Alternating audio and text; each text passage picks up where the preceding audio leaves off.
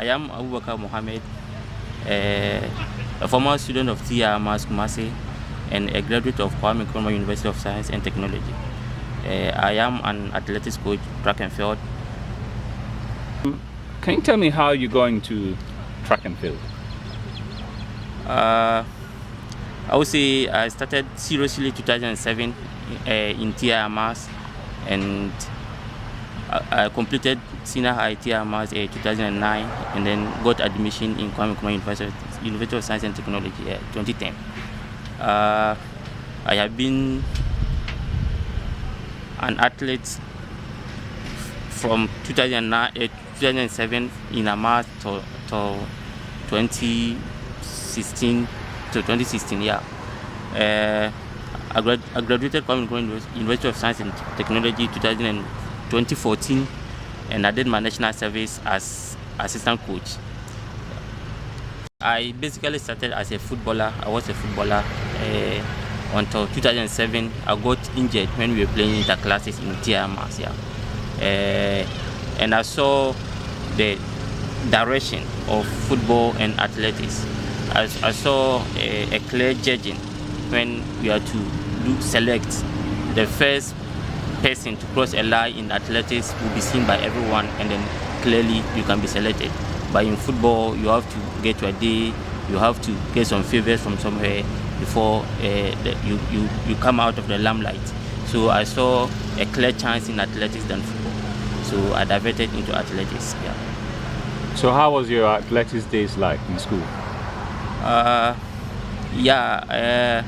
started 2007 seriously, like I said, and we won Super Zonals 2009, 2008, 2009. I broke the 400 meters record in the Ashante region in 2008.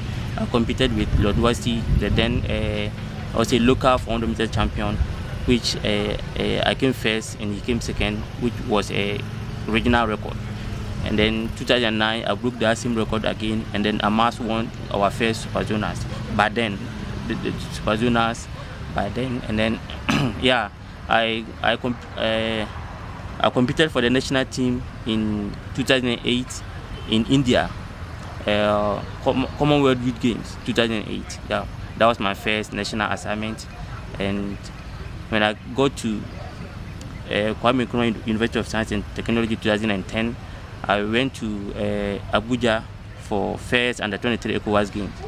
That was my second national assignment. And then we went to China for World University Games 2011. 2013 we went to Russia for World University Games. 2014 Kenya for FASU Africa University Games. And yes, so those are my international exposure.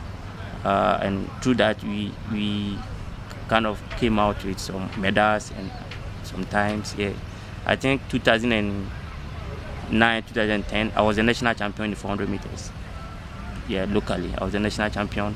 I have a PB in 400 meters, 47.38, 47.38. Yeah, that's my PB. After school, I did my national service at the sports directorate as an assistant coach. Mondays of school, we do not have a coach on the field. We only have somebody to coach us about 2 weeks to the competition. When we get the director of sports will come around with a program, and then we'll be supervised. So I kind of saw that we were handicapped to somebody to look up to when we come to the track to train. There was nobody. So I said, okay, I'll do my service here, and then I'll assist the children or my colleagues in their training. So I took that mandate upon myself, did my national service here, and then, but then Owusu Antwi was in second year. When he came in first year, I was in my final year. So second year, I was doing my national service. So I would say he became my project, my theory, so somebody to experiment on. And yes, so, and in fact, it did work. Martin ran 20.91 in 200 meters.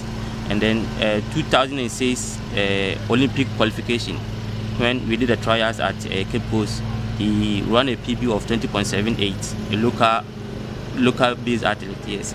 So I saw that my theory is working, and then I said, okay, fine, let me do this line and let's see what happens. What was your theory? Or your practical session? Exactly. When I was coming up, I didn't see myself to be a leader, but I later came to realize that people look out to me mostly when we are at training. They try to imitate me, they try to look up to me, they learn from me, they ask questions. I said, okay. Then I used to hide behind. I was almost all the time a behind guy. I was not coming in front. And then when I took the assistantship as a coach, and I was like, okay, fine, I'm the one leading. People are looking up to me. So why don't you come forward? Why don't you try whatever you have? So I started coaching, combining. Coach Aro trained me, Jolashi trained me, Morino. So I have experience from all these coaches. So I said, okay, why don't I put them together? Why don't I learn from the net? Why don't I do this? I read sociology and social area combined and economics minor. So it's not related to sports at all. But with my experience, with my exposure to international competitions, with what I have seen, I said, okay, fine, I can do this job. So I started coaching these students, and then Martin was a talent. Initially, he didn't like it. He didn't want to do the sports at all. He was hiding here and there. I have to pull him out until I took him to one competition at Baba Yara. He was beaten by Susun, and then Susun kind of humiliated him. Did some signs that he didn't like. So he came to me, coach, the guy has beaten me. He was doing some things. I said, okay, fine. That's practice because you don't come for practice. So we started. We were going to the gym, we were going to the hill, stairs, other things. So he later realized the kind of things we do that makes him run faster. So he was on me, coach. When we went to the stairs, when we did this lunge, when we do this push, I was able to do this. So let's do it more. So we were doing it, and he became stronger. I saw him, like when he moved out, you could see the strength in him. But then Alligator Shepherd was the strongest guy in Ghana in 200 meters. The guy was kind of beating him anytime he beat him. So I said, okay, fine, it's working. So, but then Jopo too has come to first year, and he also didn't like it. He was also running away. So Martin helped me to bring Jopo on board, and then we started from there. When Martin got scholarship to move outside, Jopo was my number one, and then he also came to win the Ghana Fastest 2016, and then he also had a chance through a video, the fastest video posted online, and then the captain school coach saw it and asked Martin about it, and then he said, oh, he's my training mate, then he can also come. Yeah. I saw Jopo during Interco, a prep student. I was at Interco. I saw him. He was running. He was raw talent. He was fast, but he never won any of the Super Juniors competition. Yeah, he was coming, I think, third or fourth. And then I later got the news that he's here. He's in KNUST. I said, okay, fine. Why not go bring him? Anytime you go, you'll be like, I'm sleeping. I don't like it. I don't want to come. He has been running, like hiding from us. So it was through the intervention of one coach here who came in and spoke to him, and then he was like, okay, fine. And I was using Martin to worry him. Anytime his training session, Martin would go and then bring him out. It was through that gradually, and then he was gaining the interest. He was lazy. He didn't like long, like 200s or 150, anything longer. He didn't like it. And like we were building step by step, and then he himself knew he was fast, but he didn't like the training. He said there's too much stress and other things. He didn't like it until we went to 2015. They went to Fasu in South Africa. Yes, he saw that he could win the 100 meters, but he was not strong. He took off. He was leading, and then he came fourth. He didn't get a medal. So from then his mentality changed, and then he became serious. And the following year, he won the Ghana Fastest. Yeah. I met him in South Africa. He said he was a new sensation in athletics. Exactly. And I thought it was interesting because Martin was faster than him. Yes, Monayu was there. Yes. But he still said, I'm the new sensation in athletics. Yeah, exactly. He is somebody who is always, he hates defeat. If you beat him, he will tell you to your face that I'm going to beat you. So there was a challenge here between him and Martin. Martin was beating him. We all know that Martin was stronger, but he didn't accept defeat. He said he's going to come back. He's going to beat Martin, and truly he did. Yeah. What kind of, these days everybody looks at his top end speed, yeah, as one of the best qualities. Was this something he always had? He didn't have it initially. He is he has a quick feet, and then which he gets exhausted almost to the end of the race. I remember 2016, that was our main point of practice. He kind of reduced the stride length and then become a little bit tense at the end of the getting to the finishing of the race. So we started doing this cone work. I ranged cone to about 40 meters to finish the race, and then when you get to that point, he has to force and raise his legs and then gain extra stride length to be able to finish the race. And he did that. We executed that plan in the 2016 Ghana fastest final, and it worked. He was behind Desmond to the later part of the race. Before Desmond could realize he was gone, he just left and then he was gone. Yeah. What about Manu? Manu is another talent who loved training, but I think he was a little bit competition feral. Yes, he was sensational at practice, but when you go to competition, you cannot be fine. He gets what, tensed out? He gets tensed out, and then yes, you will not get the best out of him during competition. It has been a worry to us, but anytime you come back, he comes back to training and then still try. He knew that there's something there. He knew that he can do it, but I don't know if I should put it that he wasn't lucky at competitions, or he's not getting the best out during competitions. But when he was able to overcome those challenges, I think he's making it now. Yeah. Okay. So how did you deal with the issue of him getting tensed up? When the competition comes, how? Because we've seen it even happening at the world level. Yep. Some of these same athletes. Obviously, the world level is higher than what they have. But as a coach, how do you deal with something like that? I think it's basically deals with psychology. He kind of accept defeat even before the takeoff of the race. So I have to talk him through the race. Kind of concentrate. He's running the race not looking at anybody. He should look up to himself. He should kind of understand the training he has, or the level at which he is now, and then just look up to himself and then run whatever strength that he has. He shouldn't look up to his left or his right shoulder, who is there, and then you should forget about the names he's competing with and other things, and then just focus on himself in the race. Yeah, I think we have been doing that a lot, and then when he gets it right, he kind of improves. I remember after 2017 Gusa Games, he was at the final. He ran 20.8 to get to the final, and then right after 2 weeks we came here and then we were doing some trials. Obo from UDS was around, and then I made Obo time him in the 100 meters, and he ran 10-2 hand time, and Obo was like, what's wrong? Where was this guy during the Gusa Games? I said he was there, but that's what we are facing here. He's so impressive during practice, but competition is different than us. And then I'm happy now he's able to overcome those things, and then he's bringing out those signs that we need. Yeah, I would say it's true. We are lacking a lot of material or a lot of technical know-how into handling some of these athletes. Myself, I didn't do coaching or PE, but I later did USATF track and field level 1. I have done that, and then World Athletics level 1. I think with those material and then with the little knowledge from the internet and other things have kind of helped me into my coaching career. I think being able to coach those elite athletes, you need a certain level of qualification, like the level 2, level 3 and other things. But most of us Ghanaian coaches do not have those required certificate, if I should say.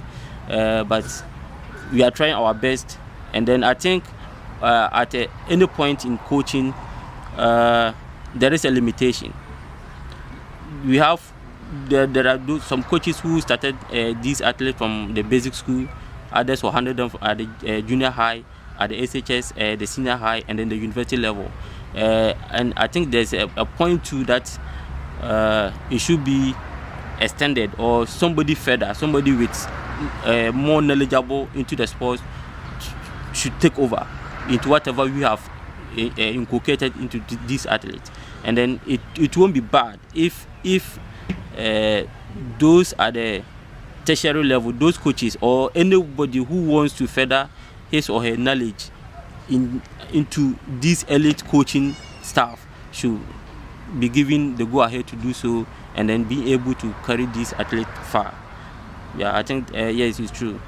We are lacking those technical or elite, basically training programs and other things. It's kind of worrying. Yeah. So for you as a person, what will you need to become that sort of person? And let's be specific now.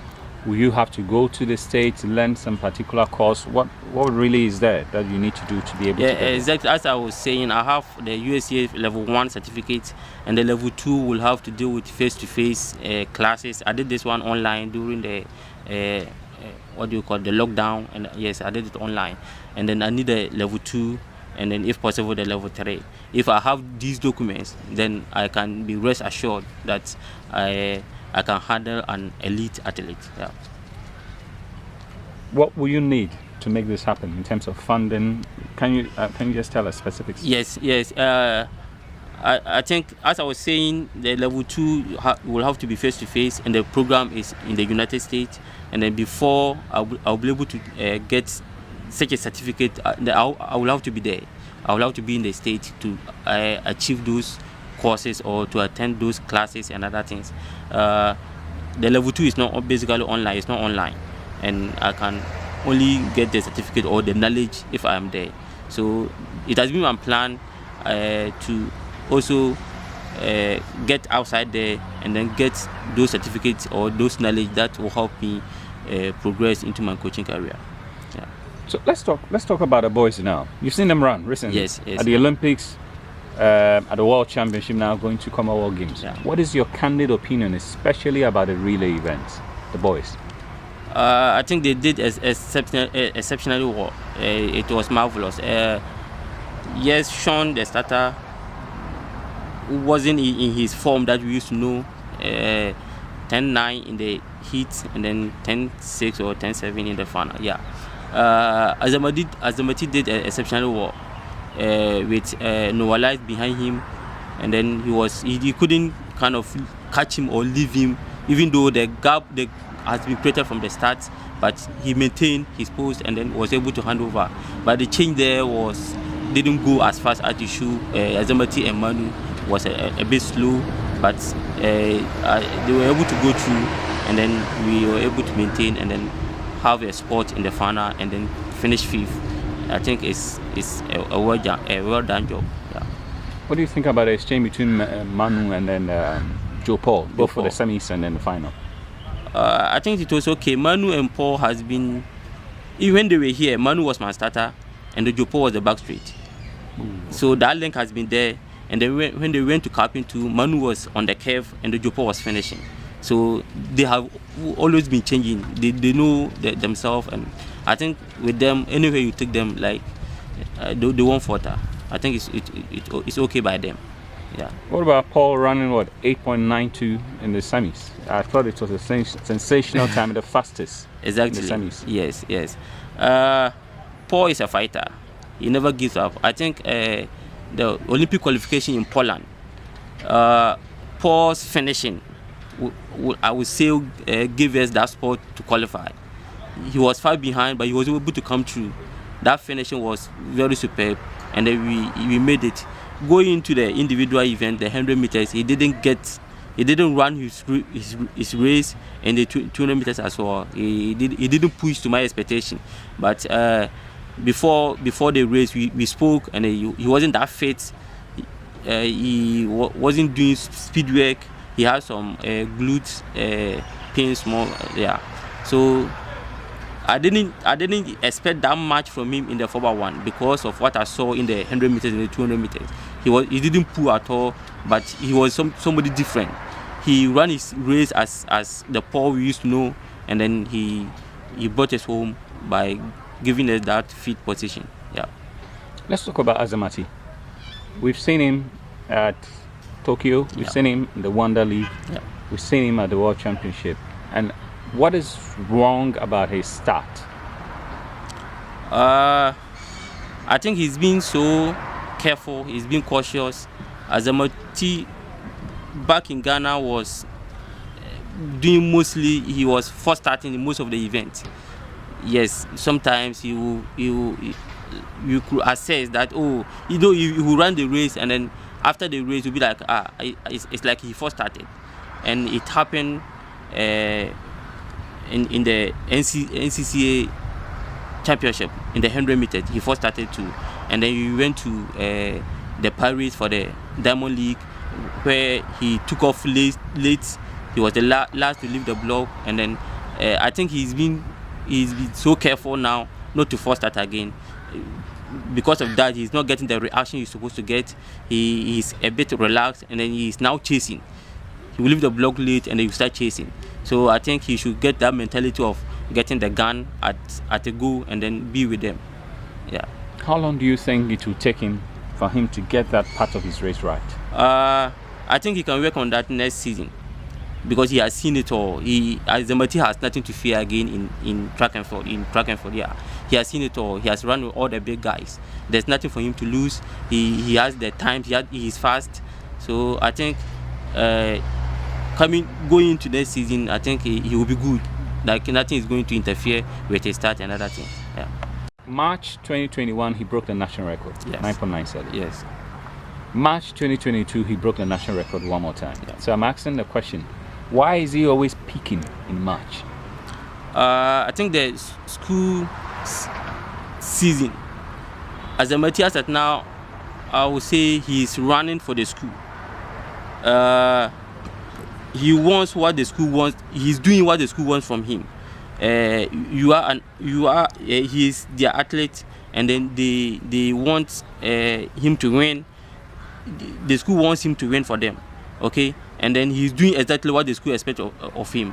And then the season, the timing of the school competitions, and then the national championships or the world competition, the international competitions are kind of a little bit apart.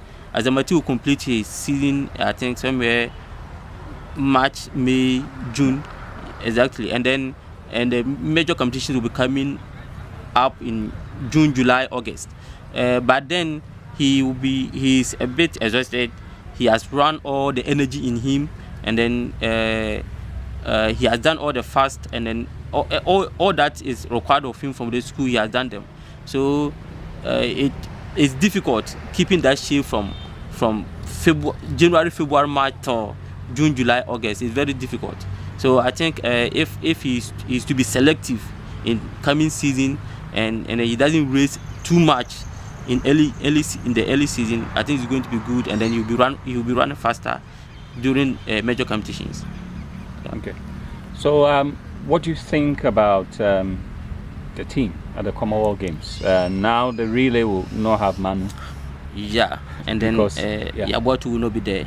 Yeah, I believe in the local athlete, Rashid and Barnabas. I think they can equally produce. They can equally compete with Azamati, Amoah, and then Sean. I think they'll be good in filling up those gaps. Yeah. Barnabas and Saminu. So who will be running the curve, since that is Manu or Manu's area? I don't know much of Rashid in the 200 meters, but Barnabas, I think Barnabas will do well in the curve. Yes, if it was a straight, the back straight or the home straight, I think it will be good for Rashid. But if it is curved, then Barnabas will fit in well more than Rashid. You know, we always had this argument. Why not Jupo run the curve and somebody else run the home straight? Jupo curves is relatively slower.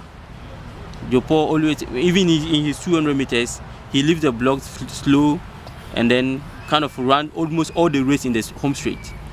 So Jupo on the curve will not get the best out of him. Yeah, I think so. Okay.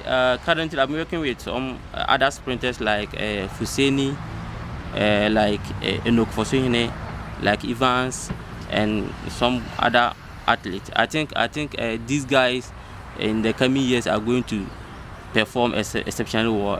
They are doing good as at now. Fuseni has a season best of 10.60.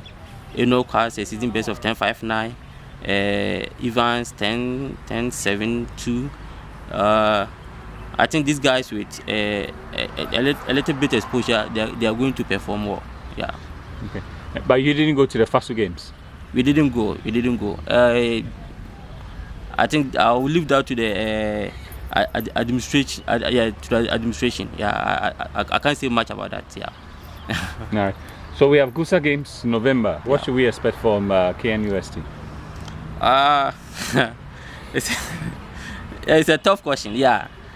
Oh, we are hosting, and then we are not just hosting to lose everything. No, we are going to fight. We are going to live up to expectation, but it all depends on material. I would say we do not have the right athlete as compared to Legon, UDS, Winneba, all because of some little challenges as to acquisition of admission, and then some motivational packages that other athletes used to get.